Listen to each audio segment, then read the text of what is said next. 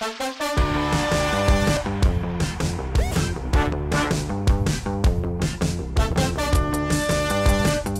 think it is clear that climate change is real, that humans are driving it, and that we have to take action to address it. But I think the real issue, do we need to take a significant step forward that's going to invest in more research and innovation, that's going to scale and deploy cutting-edge technologies? Yes, yes.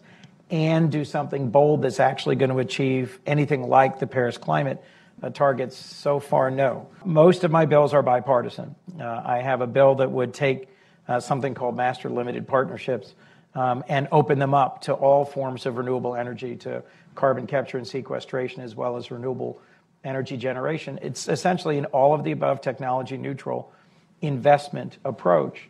And it's got 5 strong, well-known Republican co-sponsors, including the chair of energy and the chair of banking. That's the way I typically work. If you introduce legislation that only has support from one party, it will not send the sort of strong and predictable signal that drives the power of the private sector that we both see as being so exciting and important about putting a price on carbon. Climate change is an existential crisis, and Delaware is already feeling its effects. It threatens our homes, our jobs, our food supply, and our clean drinking water. We need solutions that match the scale of this threat, and incremental tweaks that allow fossil fuel companies to buy their way out of regulations aren't going to be enough to prevent climate catastrophe or repair decades of environmental degradation. Delaware is set to lose 10% of its landmass to rising sea levels.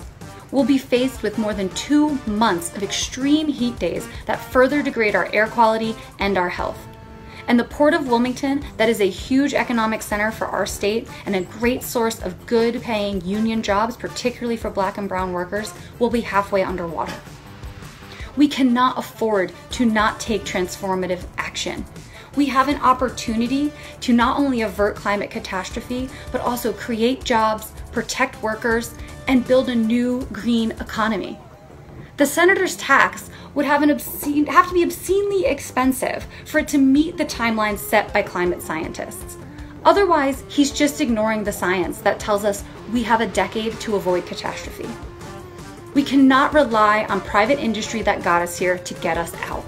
Instead, we need direct investment in the infrastructure necessary to protect ourselves and repair environmental degradation.